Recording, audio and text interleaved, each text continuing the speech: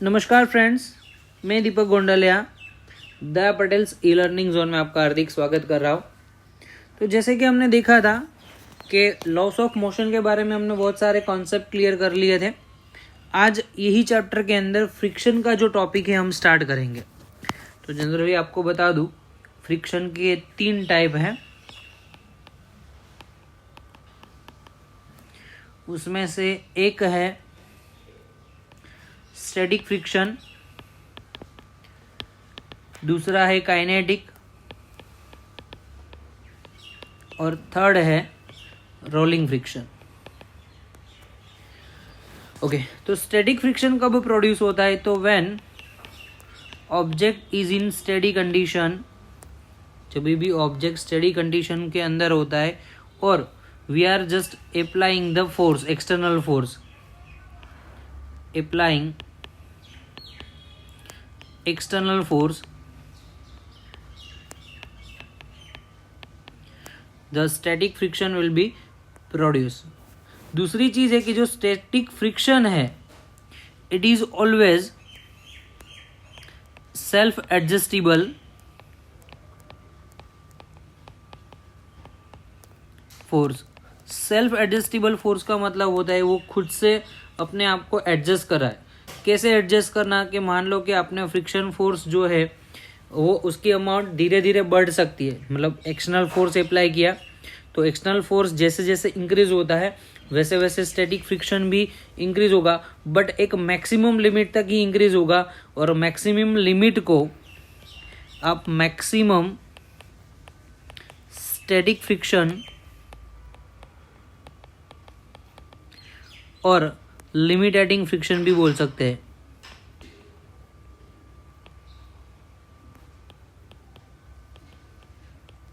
यानी कि जिस लिमिट तक फ्रिक्शन लगता है उसको बोलेंगे limiting friction, else it is called the maximum static friction. वहां तक वो सेल्फ एडजस्टेबल, मतलब कि खुद को एडजस्ट कर रहा है, जितना फोर्स है उतनी अमाउंट से स्टैटिक फ्रिक्शन भी बढ़े जा रहा है। चलो नेक्स्ट है काइनेटिक। तो अगर ऑब्जेक्ट मोशन में है तो उस कंडीशन में जो भी फ्रिक्शन लगेगा that is called kinetic friction. और काइनेटिक फ्रिक्शन के अंदर कोई भी व्हीकल है कुछ सर्टेन एक्सेलरेशन के साथ मोशन करता है, वो मोशन करेगा विथ एक्सेलरेशन। ओके, दूसरी चीज है कि काइनेटिक फ्रिक्शन जो है एफ के वो always less than the static friction F S. Kinetic friction F K is always less than F S. तो एक रिलेशन आपको याद रखना है, F K is equal to mu K N and fs is equal to mu s n. so fk कम है, fs ज़्यादा है, so we can say that mu s is greater than mu k। मतलब कि जो coefficient of static friction है वो coefficient of kinetic friction से ज़्यादा होगा। Okay, rolling friction at the time of rotation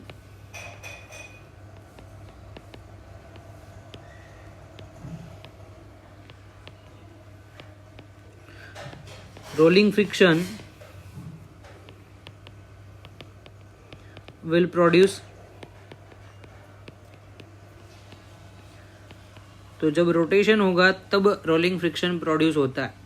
दूसरी चीज कि रोलिंग फ्रिक्शन जो है उसकी अमाउंट सबसे कम होगी, तो F R is less than, very less than F के लेस देन एफ एस। मतलब सबसे कम जो फ्रिक्शन लगता है that is the rolling friction, सबसे कम फोर्स है।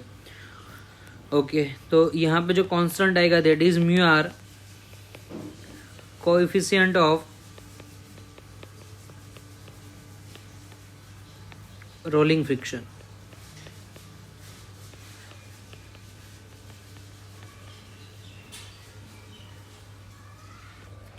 देखो यहाँ पे क्वेश्चन लिखा है, mass of a block is 1 kg which is lying on the rough surface, मतलब कि वो रफ सरफेस पे है। The coefficient of the static friction, तो पहले डेटा लिखो, mass m is equal to 1 kg, mu S is equal to 0.2 and mu K is equal to 0.15 if the force applying on the horizontal surface, मतलब कि जो भी force apply हो रहा है ओरिजोनटल सरफेस पे लग रहा है, then find the friction of force, यानी कि आपको फ्रिक्शन फाइंड करना है। ओके तो पहले तो देखो यहाँ पे कि एक्सटर्नल फोर्स जो है फर्स्ट केस में कितना दिया है, तो first case A is equal to F is equal to 1 newton, और सेकेंड केस के अंदर जो F की वैल्यू है दैट इज 2.5 न्यूटन। ओके तो स्टैटिक फ्रिक्शन जो दिया है उससे आप लिमिटिंग फ्रिक्शन फाइंड करो, तो FL is equal to mu S into mg। Mu S की वैल्यू जो आपको मिल रही है 0.2, m जो है 1 और g को अप्रोक्सीमेट ले लो 10, सो 2 न्यूटन मिल रहा है। So FL is equal to 2 newton और force F is equal to 1 newton. तो आप देख सकते हो फोर्स की अमाउंट लिमिटिंग फ्रिक्शन से कम है, फोर्स की जो अमाउंट है वो लिमिटिंग फ्रिक्शन से कम है, मतलब कि यहाँ पे ऑब्जेक्ट जो है वो रेस्ट पे रहेगा, मतलब कि मोशन करेगा नहीं। तो मोशन नहीं करता है तो काइनेटिक फ्रिक्शन तो मिलने वाला ही नहीं है। तो आपका जो मैक्सिमम फोर्स लिखेंगे यहाँ पे Fs is equal to F और F की वैल्यू है 1 न्यूटन, तो अभी करंटली फ्रिक्शन लग रहा है 1 न्यूटन का, चाहे लिमिटिंग फ्रिक्शन भले ना 2 न्यूटन का हो, लेकिन हमने बोला था कि static friction is the self adjustable, मतलब कि जितना एक्सटर्नल फोर्स लग रहा है स्टेडी में उतना ही फ्रिक्शन लगेगा। तो फोर्स लग रहा है 1 न्यूटन का तो फ्रिक्शन भी लगेगा 1 न्यूटन का। चलो सेकेंड केस में बी के अंदर,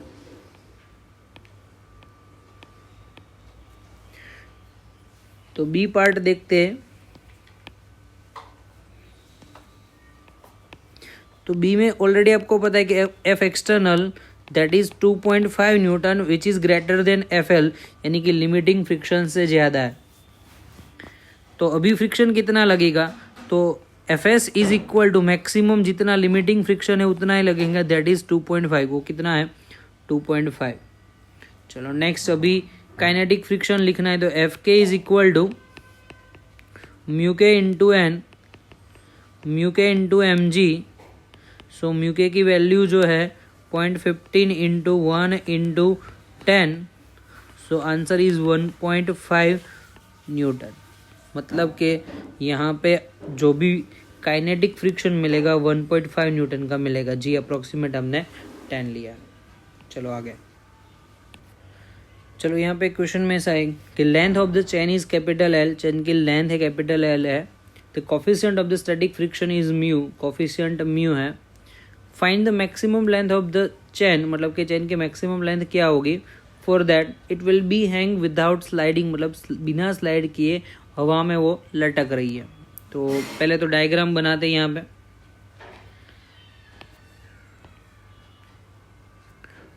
टेबल टॉप बना दिया हमने।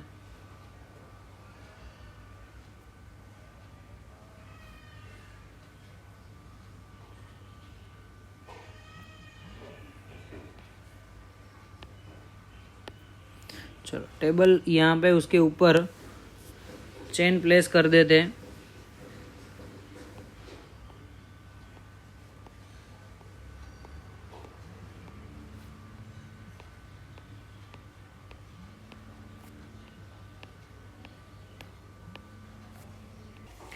तो देखो यहाँ पे इतनी y जितनी मात्रा में स्प्रिंग लटक रही है, the length of the chain that is the y, और यहाँ पे जो रिमेनिंग टोटल लेंथ l है, तो रिमेनिंग लेंथ को आप रिप्रेजेंट करो, तो ये रिमेनिंग लेंथ आपको मिलेगी that is l minus y।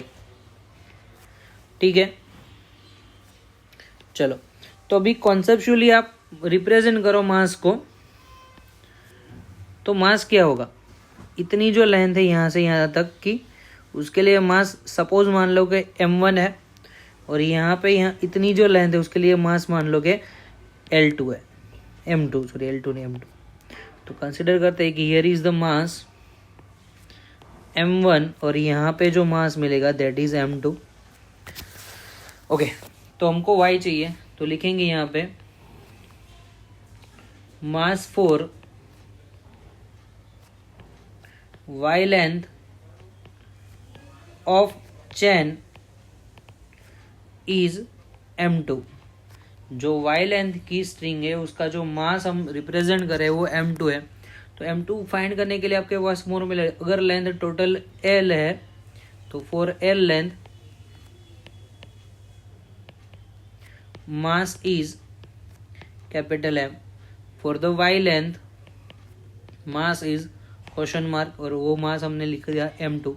तो m2 is equal to capital My by L, equation number 1 दे दो।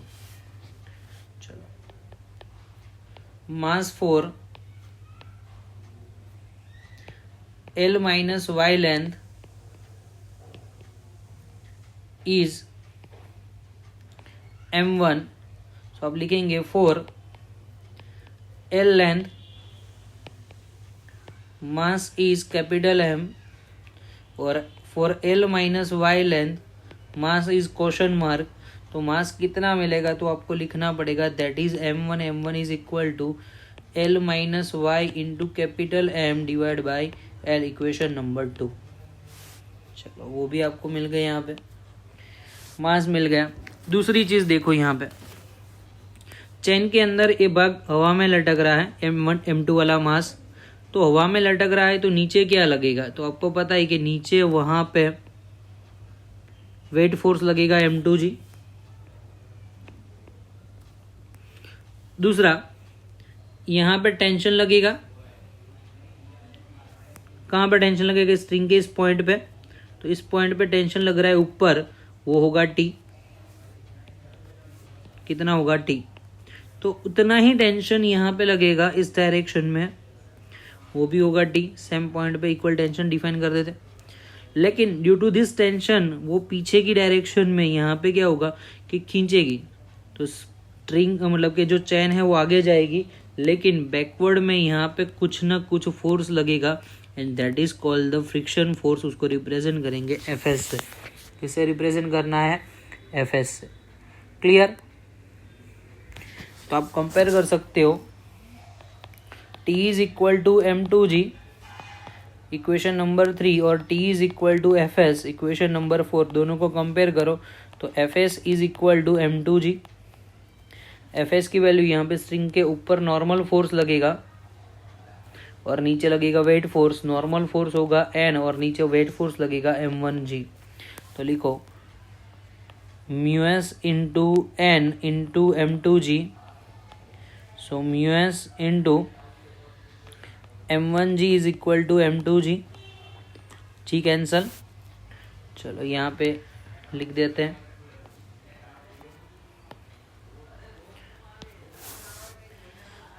Mu into m1 is equal to m2।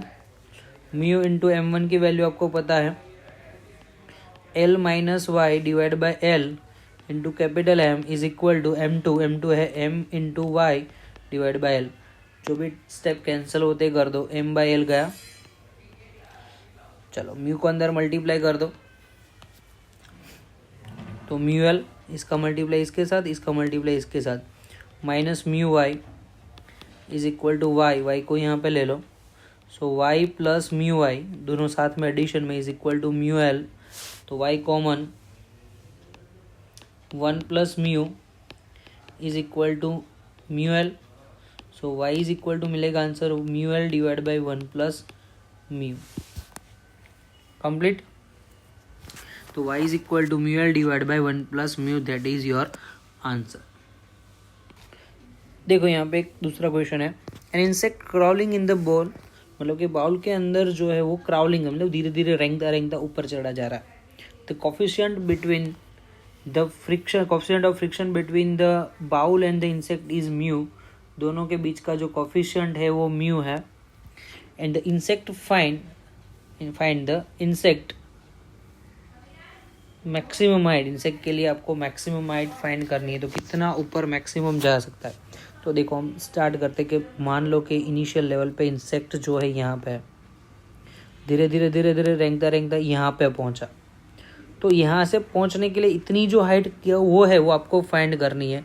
तो देखो, जो इंसेक्ट है यहाँ तक पहुँच सकता है, तो वो हाइट कितनी होगी वो आपको बताना है। देखो, यहाँ से इतनी height,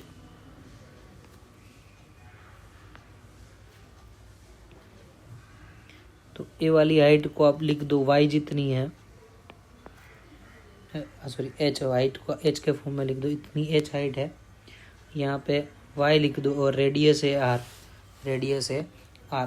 radius is the given, यहाँ पे जो भी रेडियस है वो ऑलरेडी गिवन है, तो लिख सकते हो कि radius of the bowl that is small R, bowl की रेडियस है स्मॉल आर। तो मुझे यहाँ पे आपको बताना होगा कि कितनी हाइट तक वो जा रहा है, वो आपको फाइंड करने की h फाइंड करना है।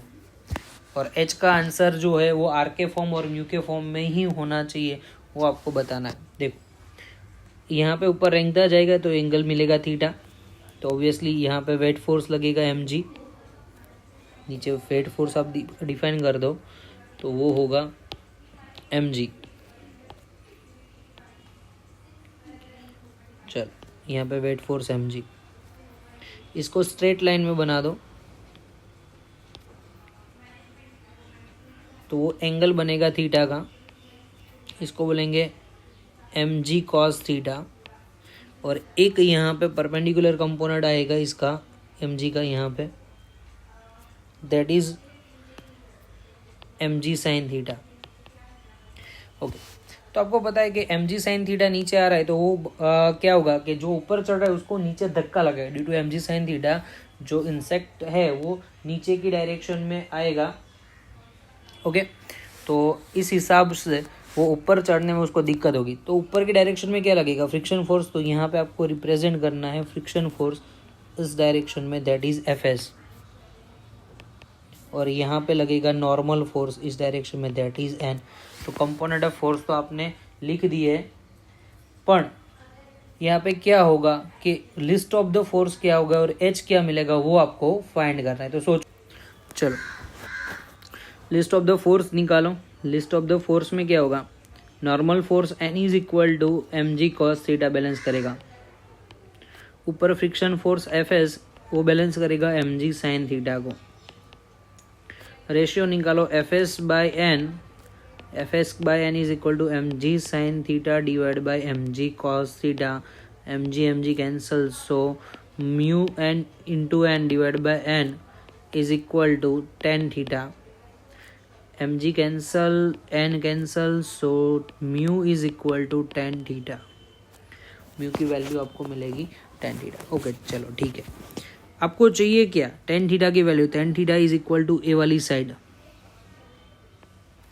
सपोज अज्यूम कर लेते हैं x, तो लिख सकते हो आप mu is equal to x divide by h, x divide by h। Okay sorry h नहीं, x डिवाइड बाय क्या है, opposite by adjacent y, x by y। ना तो हमारे पास x है ना तो हमारे पास y है, तो क्या करेंगे, तो देखो y इज इक्वल टू, यहाँ से इतनी लेंथ है r, टोटल लेंथ है r, तो r में से आप h माइनस करो तो r माइनस h हो गया। और a वाली साइड फाइंड करनी है तो क्या करेंगे, तो r square is equal to X square plus Y square, R square is equal to X square plus Y square, so X square is equal to R square minus Y square, so X is equal to under root of R square minus Y square. Okay, तो यहाँ पे आप value place कर दो। First of all mu is equal to X under root of R square minus Y square divide by Y. चलो square root निकाल दो, तो स्क्वायर रूट निकालते हो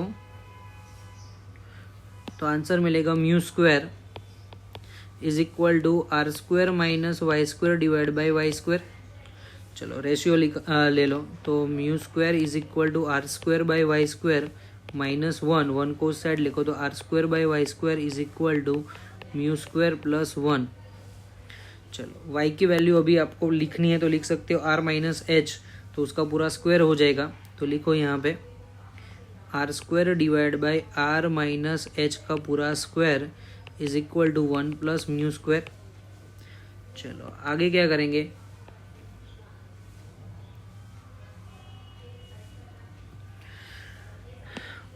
टर्म को इन्वर्स कर दो, तो आर माइनस एच उसका square divide by R square is equal to 1 divide by 1 plus mu square. चलो स्क्वायर रूट निकालो, तो R minus H divide by R is equal to 1 divide by under root of 1 plus mu square, divide में ले लो R by R 1, 1 minus H by R is equal to 1 divide by under root of 1 plus mu square.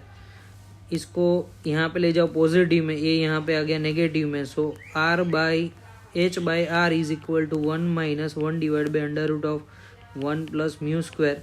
R को subject करना है, H को subject करना है, तो आपका आंसर मैं यहाँ पे लिख दूँ इस साइड में, तो H is equal to R in bracket of 1 minus 1 divide by under root of 1 plus mu square. That is your answer for H. Height जो है इतनी, मैक्सिमम इतनी हाइट तक वो जा सकता है। आपको नोट करना है, याद रखना है, ऐसे किसी भी क्वेश्चन का सॉल्यूशन आप निकाल सकते हैं। क्लियर? चलो यहाँ पे एक दूसरा क्वेश्चन है। As shown in the figure a block is placed on the rough incline surface, मतलब कि कोई एक रफ इंक्लाइन सरफेस है, उस पर एक ब्लॉक हमने प्लेस किया है। F force applying on the object, object पे एफ फोर्स अप्लाई कर रहे हैं, और mass of the object that is M, इसका मास जो है एम जितना है। तो आपको यहाँ पे बताना है कि फर्स्ट क्वेश्चन रिएक्शन फोर्स, उस पर रिएक्शन फोर्स कितना लग रहा है वो आपको फाइंड करके बताना है। ओके, दूसरी चीज़ जो है कि रिएक्शन फोर्स के साथ में फ्रिक्शन फोर्स ज़ीरो है तो कब ज़ीरो है, नहीं है तो कब ज़ीरो नहीं, वो आपको बताना पड़ेगा। तो चलो पहले तो हम कंपोनेंट लिख देते हैं। फोर्स का एक कंपोनेंट इस डायरेक्शन में, वेट फोर्स आप डिफाइन कर लो, तो नीचे आएगा mg, इस डायरेक्शन में आएगा mg। ओके, तो इस डायरेक्शन का आप कंपोनेंट निकालो तो एंगल थीटा होगा, तो that is called mg cos theta. और इस डायरेक्शन का आप कंपोनेंट निकालते हो तो that is mg sin theta. यहाँ पे mg sin थीटा। ओके, तो फोर्स यहाँ पे लग रहा है, सपोज मान लो कि फोर्स को आगे एक्सटेंड कर दे हो, तो ऐसे फोर्स एक्सटेंड होगा एफ का यहाँ पे जो एंगल बनेगा, ऊपर की डायरेक्शन के साथ में एंगल बनेगा, तो इसको भी आप वेक्टर के फॉर्म में लिख दो ऐसे ही। तो मतलब ए वाला एंगल है थीटा, इसको बोलेंगे F cos theta.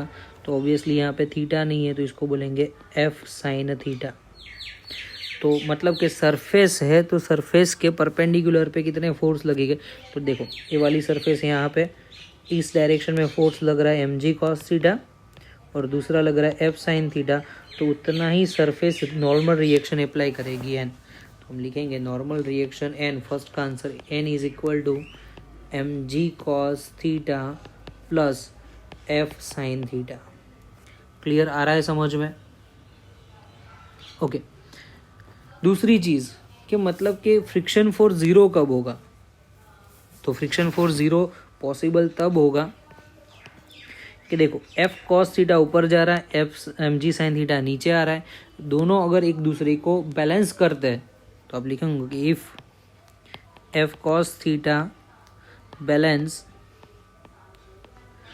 mg sin theta, then object must be at rest, object must be in rest, मतलब कि ऑब्जेक्ट रेस्ट पे ही रहेगा। लेकिन आपको ये दोनों कंपोनेंट सेम बताने पड़ेंगे, तो F cos theta is equal to mg sin theta. ये वाला आंसर आपको यहाँ पे मिलेगा। चलो सेकंड भी मिल गया। थर्ड है कि फ्रिक्शन फोर्स की अमाउंट क्या होगी। तो फ्रिक्शन फोर्स तो आपको पता है F is equal to mu into N, friction force is equal to mu into N. तो एन तो ऑलरेडी आपको पता ही है कि म्यू इंटू एन की वैल्यू जो है mg cos theta plus F sine theta, that is your friction force. Okay, अभी फ्रिक्शन फोर्स कहाँ पे लगेगा वो आपको डिफाइन करना है। तो फ्रिक्शन फोर्स नीचे लगेगा या ऊपर, तो सिंपल सी चीज़ है कि due to mg sine theta obviously object की टेंडेंसी क्या होगी, वो नीचे जाने की होगी। तो tendency to object is go downward, तो मतलब कि जो सरफेस है उसके नीचे आएगा, तो यहाँ पे क्या होगी कि जो फ्रिक्शन है ऊपर की डायरेक्शन में लगेगा, तो आप लिखेंगे here friction on the body